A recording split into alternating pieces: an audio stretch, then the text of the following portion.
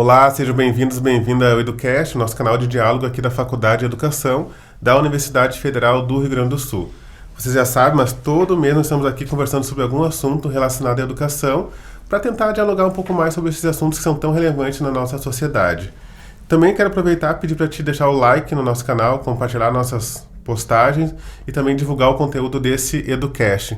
Hoje nós temos um assunto muito especial para falar, que é sobre a realidade e a importância da representação discente aqui na Faculdade de Educação. Para isso, temos a alegria de receber a Ana Carolina da Rosa, que é acadêmica da Licenciatura em Educação do Campo, Ciência da Natureza, e também a Mariana Prete, que é mestranda em Educação, também pedagoga formada aqui pela Faculdade de Educação. Nós convidamos a representação discente da pedagogia, no entanto elas não puderam participar, mas fica aqui o registro que elas foram convidadas. Para começar, gurias, eu queria conhecer um pouquinho mais de vocês. Não sei quem começa, que vocês se apresentassem. Primeiro, quero agradecer a presença de vocês. Mas como é que vocês chegaram aqui e qual é a relação de vocês com o movimento estudantil? Quem começa? Pode começar. Então, eu estudo Educação do Campo. Antes eu estudava letras, né? E acabou que não fechou com vários das minhas expectativas, assim. Então eu descobri a Educação do Campo.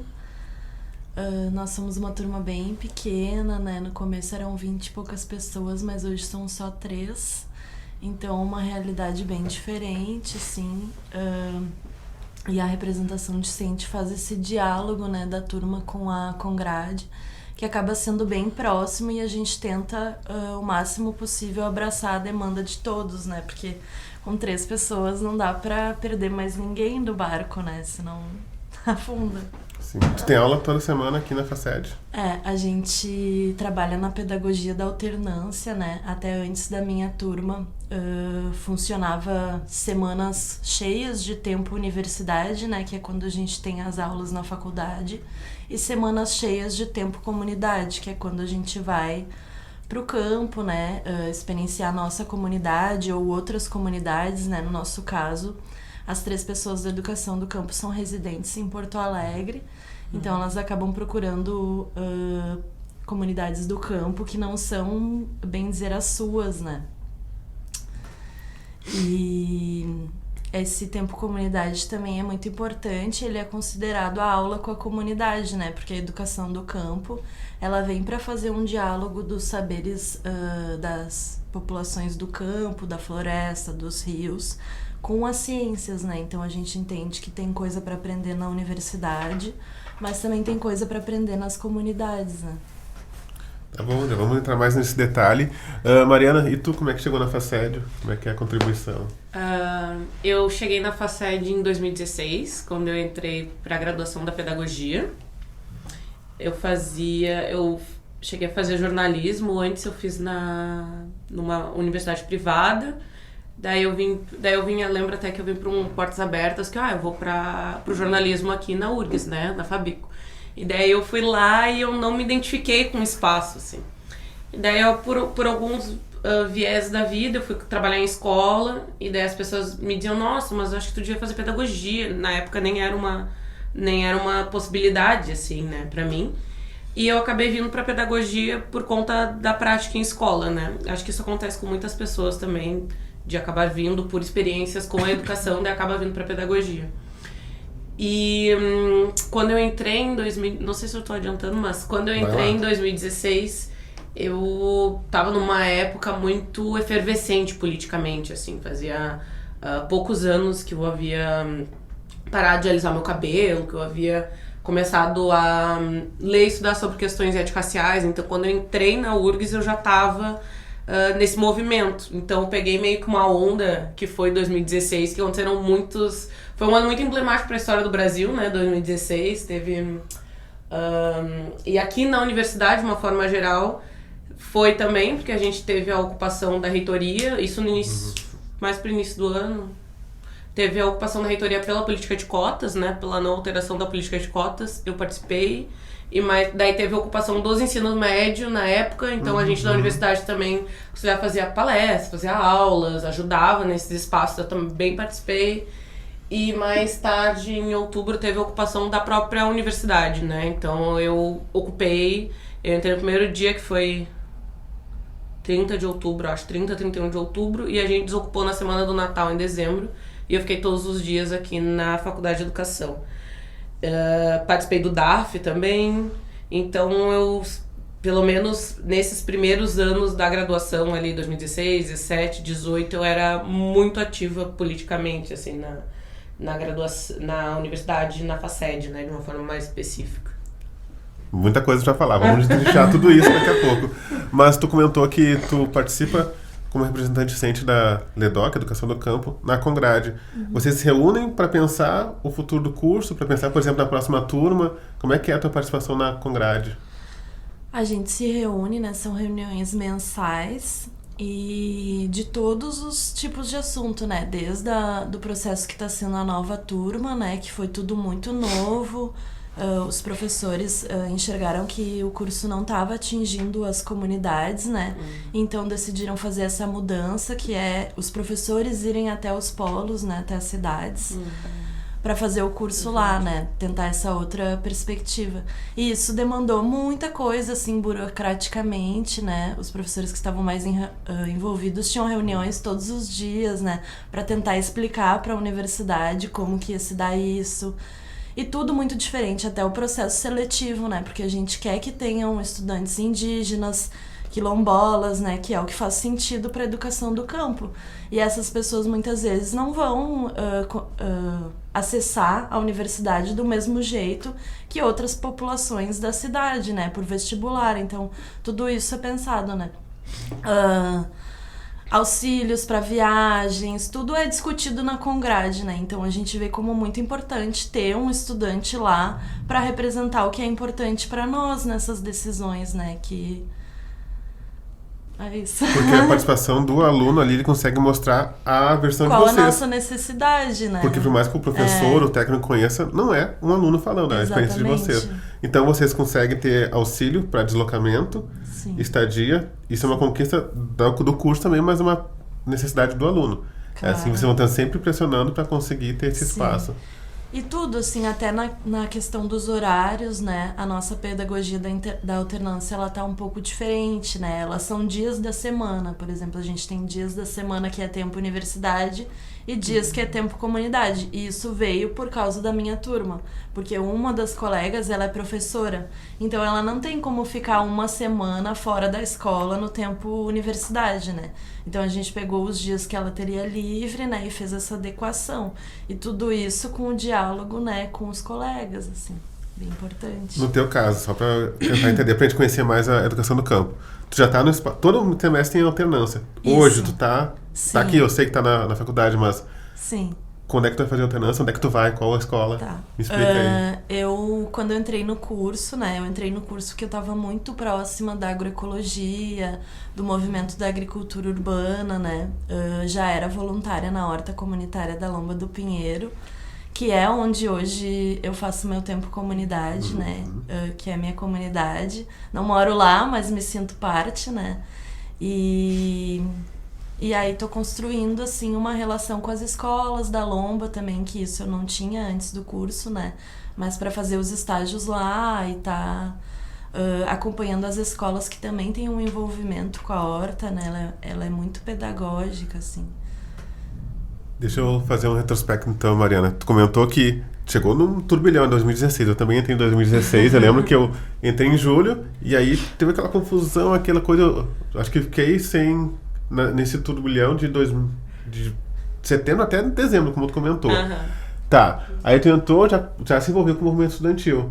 Sim. Mas mudou? Melhorou? Como é que tá esse processo agora? Já que tu tá nesse... De participação minha? Tu se sente mais pertencente, porque já amadurece também, né? Mas Sim. a gente também vê que novas pessoas vão chegando. Como atrair mais pessoas pro DAF, pro movimento estudantil, pro DCE? Eu acho que, pela minha experiência, pela maioria que eu vejo da experiência dos meus amigos, assim, conhecidos, a gente vai ficando mais velho, mais experiente e um pouco mais apartado das discussões organizadas, assim. Acabo tendo uma noção, entendendo como estão as coisas, mas, por exemplo, agora que eu tô na pós-graduação, eu entrei ano passado. E eu já tava, por exemplo, eu fui morar em Salvador uma época, em 2018, que eu fui estudar, fui fazer mobilidade acadêmica. Show de bola. Então, tranquei aqui na URGS e fui pra UFBA, depois voltei. E quando eu voltei, eu já tava mais pro final do curso. Então, eu tinha estágio, tinha TCC, tinha... Isso focou. Daí eu acho que a forma, né, que a universidade, enfim, vai te demandando, quanto mais vai te demandando, mais difícil fica a tua participação, né? E isso aconteceu pro final da graduação e é o que eu sinto muito hoje na pós. Então, por mais que eu seja bolsista na pós-graduação, que foi também uma conquista muito importante dos estudantes da pós-graduação, principalmente estudantes e alguns professores, mas principalmente estudantes, assim, pelas cotas, pelas bolsas. Então, aqui a Faculdade de Educação a pós-graduação da Faculdade de Educação é a que mais tem bolsas na universidade. Isso não é uma coisa aleatória, não assim. Caiu do céu. Não caiu do céu, então tem um movimento muito forte dos estudantes da pós-graduação. Aqui, né, que já vem de muitos anos, então é muito bom conhecer essas pessoas hoje, né, eu entrando depois, entrei ano passado, que lutaram para que a gente estivesse ali dentro, sabe? Então, hoje, principalmente, tem alguns estudantes que estão no doutorado, por exemplo, eles participaram ativamente da questão da política das cotas na pós. E alguns ainda estão no programa. Mas a demanda... falando mesmo de produção, né? Aí tem outras demandas da tua vida, como trabalho, muita gente trabalha e faz a pós-graduação, né? Mas a tua própria demanda de produção, de escrita, de leitura, de participação é muito alta. Então, tanto que essa representação que eu tô, é uma representação que eu escolhi assim, eu tô de suplente, né? Mas é a que eu sentia que participando dela eu poderia ter mais acesso à FACED. Então, a gente tem, na pós-graduação, a gente tem muitas representações, assim, várias instâncias, mas a que eu tô disse, nossa, pelo menos nessa eu posso saber como estão as coisas da graduação, ouvir sobre a LEDOC, então eu já escolhi essa pra me forçar, entre aspas, né, eu tenho esse compromisso, então eu tenho que saber, tenho que participar, tenho que minimamente, por mais ser suplente, tenho que estar inteirada e, enfim, a gente tenta essa ideia de que o suplente, ele não é só, eu não posso hoje, então tu vai, é tipo... Tu conta também, então tu tem que saber estar a par das coisas tanto quanto o representante, enfim, né, o que tá como primeiro nome ali, né. Mas é um pouco isso, acho que a questão da graduação, mais pro final, vai te cobrando, te demandando, o próprio trabalho, a maioria dos estudantes, principalmente quando estão mais pro final, eles já estão atuando em escola, assim, principalmente na pedagogia. Então, é bem difícil a gente conseguir... É um esforço muito grande participar das instâncias políticas da universidade, assim. Porque tu é suplente do Heráclito, que é doutorando. Isso. E, por exemplo, vocês estão no Confaced, que é a instância maior da faculdade, que é o que tu falou. Tudo que é decisão, ou a maioria, as principais passam por lá. Tu tá sabendo de tudo que acontece. Mas aí eu te pergunto, por exemplo, esse ano eu sei que vocês conseguiram derrubar a nota de corte para os bolsistas. Para os bolsistas não, para quem está tentando por AA, ações formativas. Que é uma conquista muito grande, porque geralmente, me corrija se eu estiver errado, nem todo mundo conseguia passar para a próxima etapa, porque era cortado no início. Aí vamos tirar essa nota de corte para que mais cotistas consigam entrar. Cotistas não só negros, aliás, se ampliou os povos, a população que pode entrar por ações formativas do PPG-EDU. É uma conquista estudantil, porque quanto mais aluno estiver presente, melhor para o PPG-EDU, não é? Isso. E estava acontecendo no programa, assim, que a gente chamava de como se fossem vagas ociosas, assim. Por exemplo, tinha 4 vagas de ação afirmativa para determinada linha e era contemplada uma dessas 3 iam de acesso universal. Então, o que está acontecendo que essas vagas estão sobrando, né? Não existe sobrar vaga. Todo mundo quer estar aqui. As pessoas querem estar aqui. Então, o que acontece para que essas vagas não estão sendo ocupadas, né?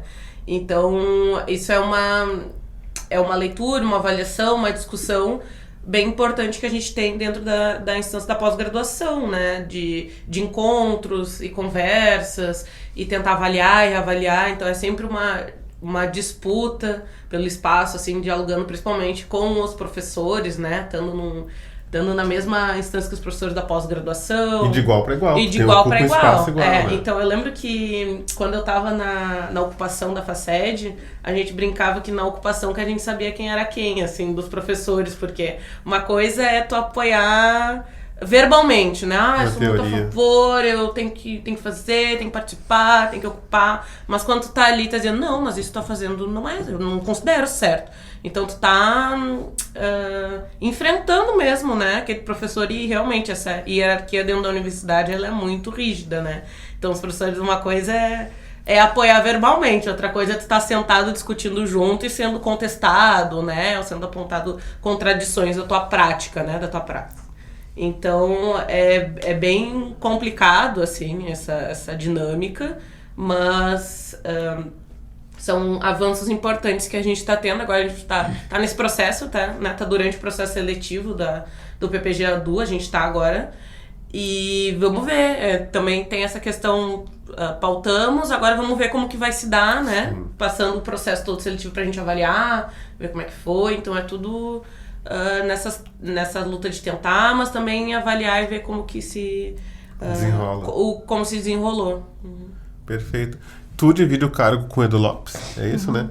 E me parece que a educação do campo é um curso, por ser menor, de menos conflitos, atritos, é mais tranquilo? Ou não é nada disso? Ou sempre tem uma necessidade de dialogar para melhorar? Nesse momento eu acho que a gente está num momento bem pacífico, eu diria. Mas a gente escuta as histórias, assim, de que quando a turma era grande era mais difícil, assim, que os embates apareciam mais, né? Mas entre 3 pessoas e os professores a gente até que consegue dialogar bem. Mas as outras turmas já se formaram? Já se formaram. Então só tem 3 alunos em todo o curso? Em todo o curso. Ah. E a gente fez um movimento de desligar os alunos que não estavam ativos, né? Que não se matriculavam há vários semestres, assim, tinham os perdidos, né? Que infelizmente se foram, assim. Então é só a nossa turma e a turma que tá pra abrir, né? Que daí não vai ser mais aqui na FACED, vai ser lá em Capivari do Sul. E Nova Santa Rita também, Nova né? Santa Rita. Tá, então tá comentando sobre o tempo comunidade. Como é que funciona? É tipo estágio da pedagogia ou é diferente porque vocês podem ir para outros lugares não escolar? E que lugares seriam esses? É diferente, porque ele é desde o primeiro semestre, né? Na minha turma não foi bem desde o primeiro semestre, porque a gente iniciou no final de 2021, então ainda era pandemia.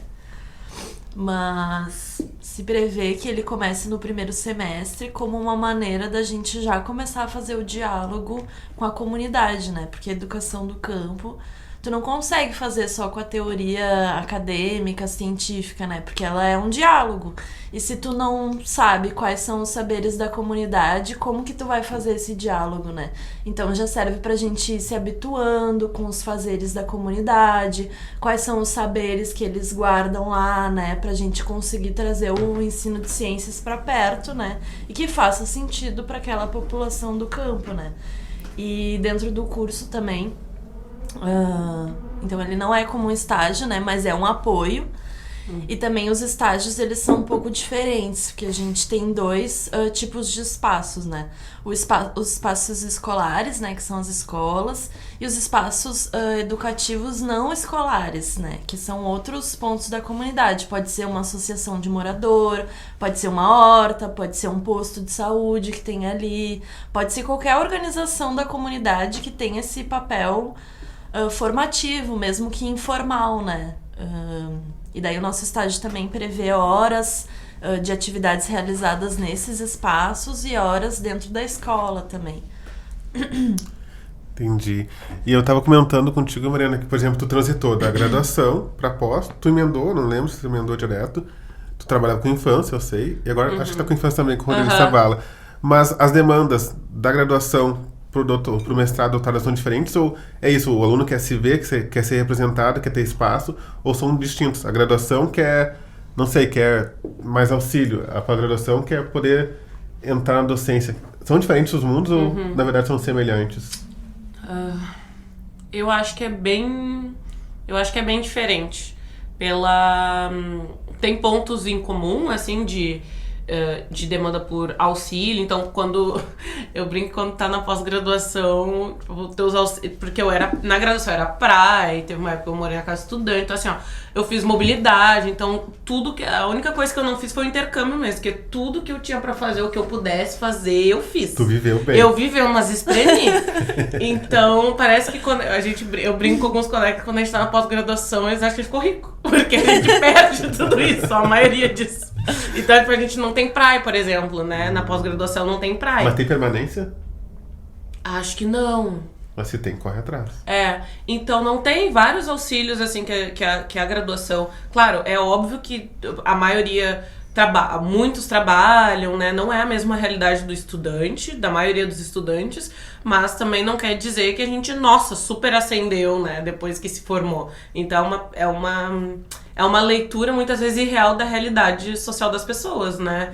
Então tem muitas coisas ainda pra gente de auxílio, de participação. Para eventos, por exemplo, tu consegue É muito custear. difícil tu conseguir, então é toda uma burocracia, muitas vezes até parece que tem que custear antes e depois eles vão te ressarcir, mas tipo, se eu tô precisando do auxílio é porque eu não tenho como ir. Ou tem outra coisa também que é muito engraçado, que a gente tem os bolsistas, né? Tem um auxílio de Bancada? 150... Hã? Taxa de bancada? Não, tem uma taxa de xerox, que é tipo 150 páginas. Isso aí não dá, isso é por, sei lá, ano ou por Não dá um semestre. texto. É um negócio, tipo assim, por muito tempo que tu só tem 150 páginas. Isso, nossa, não dá, tu imprime 3 textos, acabou essas 150 páginas, sabe? Então são umas coisas assim muito... umas coisas muito irreais, assim, né? Que ainda a gente precisa muito lutar e pautar como estudante, muitos como estudante trabalhador, que não ascendeu e que passa, assim, por muita dificuldade para poder... fazer a pós-graduação, né? Então, eu acho que as pautas são diferentes. Acho que quanto mais, como eu falei, quanto mais tu passa pelas formações, mais difícil é tu continuar participando. Então, na graduação já não é fácil, na pós-graduação é mais difícil ainda, porque a participação muitas vezes é um desejo muito pessoal, assim, político, né? De querer somar, de poder auxiliar com alguma coisa, assim, né? Mas a tua demanda de trabalho, de produção é muito alta, né? Isso, de uma forma geral, é para todo mundo, mas também depende de como é a tua dinâmica de produção dentro da tua escrita, né? O que o professor cobra, o que não cobra, porque as orientações são muito diferentes, né? Então, são realidades muito diferentes dentro da pós-graduação também, assim. Algumas pessoas conseguem participar mais, né? Enfim, acho que é um pouco diferente, mas tem muitas coisas que a gente precisa na pós-graduação e que a maioria não saberia ou não calcula como necessário, né? Mas que ainda é muito necessário pra gente poder passar por esse período, assim, da pós-graduação. Imagino que o PPGDU deve ter uns, sei lá, 600 alunos, e tu é representante, tô chutando, acho que é por aí, porque se a cada ano entra no centro e tem 5 alunos, né? Mas é um número alto, assim, É muito interessante, porque a gente vê a quantidade de aluno que tem e a quantidade de aluno que participa. Nas nossas reuniões, às vezes, a gente tem, tipo, 30 pessoas. E assim. quantos % desses alunos têm bolsa? Ai, tem um percentual, né? Mas é uma minoria, assim. Mas isso é que eu falei, né? É o programa que mais tem, mas não quer dizer que... Exatamente. E ainda a gente tá passando por um período em que querem cortar algumas de cortes das bolsas. Que é como... E é muito ruim, né? Porque é como se... mas o PPGDU tem muito, os outros não tem. Tipo, a gente tem que lutar pra que os outros também tenham. Não tirar os do PPGDU, né? A gente tá jogando bolsa pra cima, assim, né? Tem fila de espera, tem que ficar muito tempo pra conseguir uma bolsa. E é critério socioeconômico? É critério socioeconômico, né? As ações afirmativas têm prioridade nas bolsas. Então são... Né? Todo semestre é toda uma discussão do pessoal que tá na fila, que tá esperando, que tá entrando, o pessoal que tá saindo, porque tem que um sair pra outro pegar essa bolsa. Então, não é por pessoa, assim, né? Tem X bolsas, essas bolsas vão rotando enquanto essas pessoas estão... Só libera quando tu defende. Exatamente, só libera quando tu defende. A bolsa acaba ficando nesse lugar do auxílio, né? A única coisa que tu consegue acessar. Praticamente. Ainda bem que aumentou o valor. Isso que aumentou o valor. Então, tu imagina, antes, né? Eu entrei bem quando aumentou, né? Tipo, acho que eu fiquei um mês com o valor antigo e daí no segundo já tinha atualizado. Mas então tu imagina, né? E ainda a bolsa tu tem que ter dedicação exclusiva, né? Sim. Então tu imagina tu ter uma verdade. dedicação exclusiva com uma bolsa de R$1.500, sabe? E é muito... É insalubre, assim, não tem como tu sobreviver. Se com o... Eu não sei, né? Dizem que o reajuste ia ser anual, não sei, porque esse é o primeiro ano da Vai vigência. sonhando. É, né? Sonhei alto agora. Acho que sim. Tu tem alto. Mas Mas enfim, a gente não sabe, né? Mas vamos ver. Mas imagina, né? Com o reajuste já é difícil. Imagina antes. Beirava o impossível, assim. Não tinha como a pessoa ficar de dedicação exclusiva, né? tu quis emendar, tu emendou, na verdade, graduação com... Deu um tempinho. Eu fiquei pouco menos de um ano só trabalhando, né? Eu me formei, daí eu fui trabalhar e depois eu entrei. Então eu me formei em 2021 e eu entrei em 2022 na pós, assim. Foi pouco Na tempo. pandemia ali, nem sei se o tempo é o mesmo. né? Exatamente, foi na pandemia, então... não... Parece que eu simplesmente não saí, né? Porque foi muito pouco. Mas eu praticamente emendei, assim, na pós. E tem essa percepção da galera da educação do campo de tentar migrar para o PPG-Du, para o ensino nacional de ciências e onde a Maria Elisa dá aula. Tem essa ideia ou não é tão próximo assim? Tem algumas pessoas que dão continuidade no mestrado, né? Eu vejo bastante gente no PPG de Educação em Ciências, né? Isso aí. Por isso essa aí. ligação com os professores também, que os professores que nos dão aula lá. Aí, Tem o algumas Damolim, tem o pessoas Saúl, seguem. tem a Marlise, tem o Rogério, todo mundo tá ali. Isso, exatamente. Aproxima. Aham. E tu desejas? Já pensou nisso? Eu desejo, mas eu namoro o PGDR, né? Do desenvolvimento legal. rural. Acho muito Tem legal. todo sentido. Tá, e tu lembra alguma demanda assim que vocês tenham conquistado, que tá no teu horizonte? Por exemplo, a próxima turma vai ser... Próxima turma, né? Uma Imaginei. grande conquista, assim. E uma grande conquista em outro formato também, né? Conseguir, eu vejo como uma vitória muito grande, assim, conseguir se deslocar até o território e fazer as aulas lá, né? Acho que faz muito mais sentido para a educação do campo isso. Fortalece, do na verdade, né? Com certeza. Na verdade, fala. Não, mas agora, pensando na tua pergunta, né, pra Ana, sobre a questão da pós-graduação aqui, e eu sou pedagoga, sou formada aqui e segui na pós, né, aqui. E eu tava conversando esses dias com alguns amigos que são pedagogos e estão na pós, e que eu sinto que a pós-graduação aqui é tão apartada da graduação, da pedagogia e da LEDOC, que é um número muito ínfimo de pessoas da graduação daqui que estão na pós. Se tu pegar numericamente, nossa, eu consigo pensar rápido, eu consigo pensar na maioria, assim. Que se formaram aqui na graduação e que seguiram pra pós aqui. Porque a maioria são pessoas que vieram de outras graduações, de outras licenciaturas, que vêm pra pós aqui na FACED. Então, tem gente que tá na pós aqui que nem sabe que a LEDOC existe, por exemplo. E é um curso que é alocado aqui na FACED, que tem uma história de luta aqui na FACED. Então, a pós já tem esse distanciamento. E eu acho que o PPG-Du ainda mais, porque a maioria das pessoas nem se formaram aqui, ou não são daqui. Sim. Eu lembro que quando algumas pessoas me perguntam, mas que linha que tu é? E daí eu falo assim, sou das infâncias. Eu falo, não conheço. Sim, porque a maioria que elas conhecem é da educação social, né, são outras, não é da infância ou dos anos iniciais, que é o que a gente forma aqui na pedagogia, né, a maioria vai das pedagogas trabalham com educação infantil e com anos iniciais, é a maior parte dos profissionais são alocados nessas modalidades de ensino. Então, acho que tem isso que influencia também. Porque o PPG-Du, ele tá num outro lugar, assim, num lugar quase mítico, assim, na graduação, a não ser que tu tenha alguma afinidade como professor, tu tenha desenvolvido alguma pesquisa, mas tu minimamente tem vontade, acho que eu devia continuar. É muito difícil que tu sinta, não, tem que continuar aqui, o PPG-Du. A conexão não se estabelece. Exatamente, não se estabelece essa conexão da graduação daqui com o programa daqui. Mas sabe que não é uma situação específica daqui, porque quando eu estudei, não aqui, era isso. O terceiro andar era o PPG com graduação do primeiro andar e ficava um limbo ali. Mas o nosso podcast tá muito bom, só que tá na hora de terminar. Eu queria te fazer uma pergunta, então, para finalizar.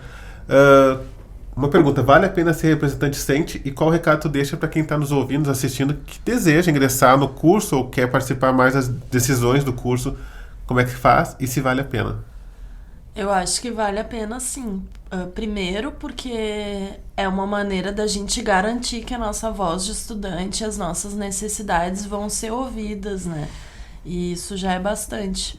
Também eu acho que outra coisa que acrescenta muito é que eu aprendo coisas sendo representação docente que eu não aprendo em sala de aula nem em nenhum outro lugar, né? Que são as burocracias da universidade, né? Os bastidores, como que redige um documento oficial, como que encaminha um processo, até a parte organizacional dos professores, encaminhamento de conceito, tipo, todas essas discussões, assim, que são os bastidores de uma graduação, de uma pós-graduação, a gente fica sabendo mais, né?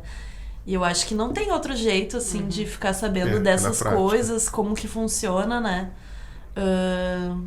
Do que tá dentro de uma congrade ou de outra instância decisiva, né? Perfeito. E aí, Mariana, vale a pena?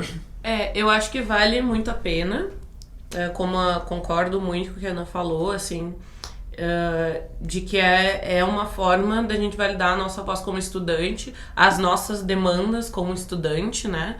É um terreno de disputa, então a gente sabe que dentro dessa cadeia nós somos os menores, né, como estudantes, mas é muito importante a participação e o coletivo, assim, tu dialogar com outros estudantes, né, levar essas demandas, ou, né, outras pessoas, enfim, levarem, dependendo da instância que estão participando. É uma forma da gente assegurar mudanças também, né? Melhoria para outros que virão para além de nós, né? Então, muitas dessas questões, às vezes, a gente não vai nem pegar, né? Tipo, mas a gente pensar também em quem tá vindo aí, né? Como a gente também pôde acessar espaços que outros lutaram antes da gente, né? Então, acho que vem muito nesse lugar de pensar no coletivo e pensar na melhoria e na diversidade dos espaços, assim, né, das pessoas, de pessoas LGBTQIA+, pessoas negras, pessoas indígenas, pessoas de comunidade, enfim, pessoas múltiplas para construir esses espaços, né. É isso, então, agradecendo a presença da Ana, da Mariana, nós vamos concluindo mais uma edição do EduCast, que é o canal Diálogo, aqui da Faculdade de Educação, que é organizado pelo Núcleo de Comunicação da FACED, e tem a parceria dos discentes do curso de bacharelado em letras, habilitação tradutor e intérprete, que é quem está traduzindo esse podcast para Libras. Muito obrigado e até a próxima.